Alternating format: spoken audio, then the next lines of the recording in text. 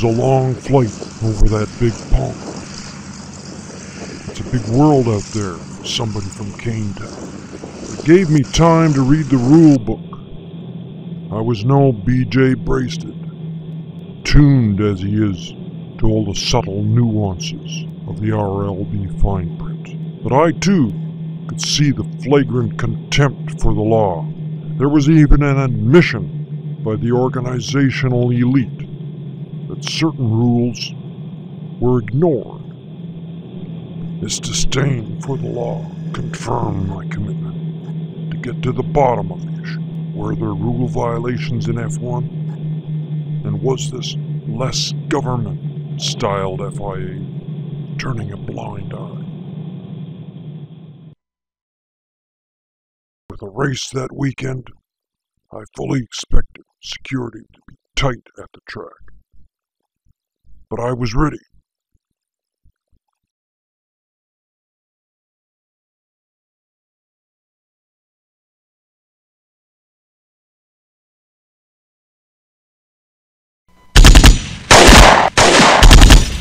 Wow, I thought to myself, Lars Arneson would be proud. Finally, in the gate, I inquired the direction to the paddock. The burly galoot could not remember, or would not. I falsely assumed my photo album of Andrew Jackson would refresh his memory. But it was not until I pulled deep in my pocket and produced a Canadian coin that his hostility turned friendly. The U.S. economy, I thought, is in worse shape than I imagined. Now I was in. I could hardly believe the scenes that I saw next.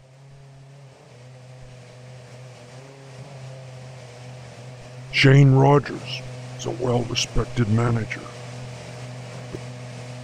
But here he was, taking obviously unfair advantage of his wide range of eccentric contacts and gaining access to materials that were clearly illicit.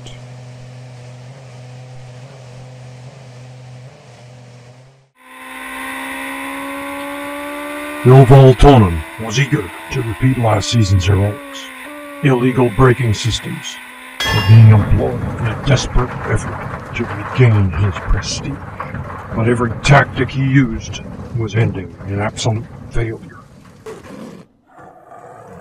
Walter Ferrara was taking a biotech approach, Tiger Blood. The results were undeniably more successful than his teammate, but just as illegal. James Fotheringham wants to win a championship in his final year. Who can blame? I understand that, but I was shocked and disappointed at the lengths he was prepared to go. Come over here, let me give you a kiss. Is winning that important? Apparently it is at McLaren.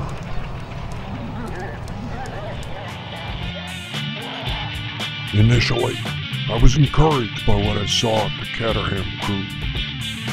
Aside from the lamentable curfew transgressions, this was a team that seemed determined to have a good time. But upon closer examination, here too was wrongdoing.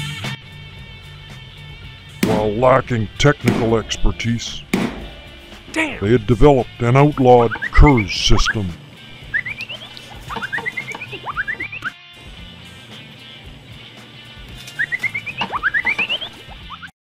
At first glance, Simon Joy and Dale Stones seemed on the up and up. Stones may have tossed the odd dart in the wrong direction, but of much greater concern was Joy's propensity to fire. And then there was his dubious ideological leanings. Somehow, it just didn't seem right.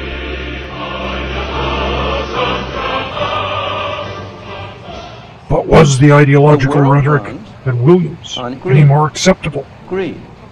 Individuals pursuing their separate interests. Greed. The great achievements of civilization have not come from government bureaus. And then there was the Andrew Campbell story. Better behave, or we're gonna put you in concrete galoshes. Just what did he know about the dark side? Baines and Richardson were a disaster last year, and this year was no better. Illegal fuels only seem to make the failures louder. At Brunoli, last season's march to the constructor's title was step one in Elidar's 5-year plan. But many were outraged with his dictatorial elimination of the popular cash vendor man.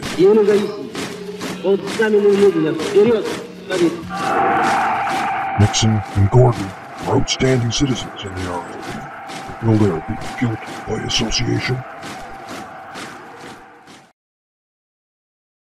Along with a superb set of drivers, the science at Toro Rosso was top-notch.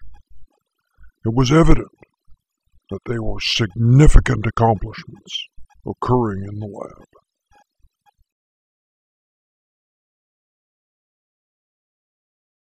It was much less clear how this knowledge could be applied to the track. Ryan Bobbitt is in charge at Sauber. With the exceptional skills of Cash Vendor Man, you'd think it might be unnecessary to breach rules regarding engine specification. But no. It was becoming apparent now the reasons for the overwhelming success Sauber is experiencing this year.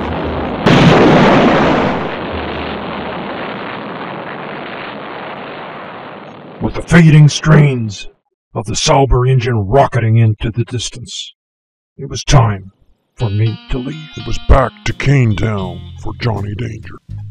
The breaking of laws was rampant, but what could I do? There was a new order in the RLB. Not only was I out of my jurisdiction, but what I had just witnessed was probably within the boundaries of this new FIA. It said so right there in the book. But what did I know anyways? I could barely read. I put it down. Page 7. I turned the VCR back on.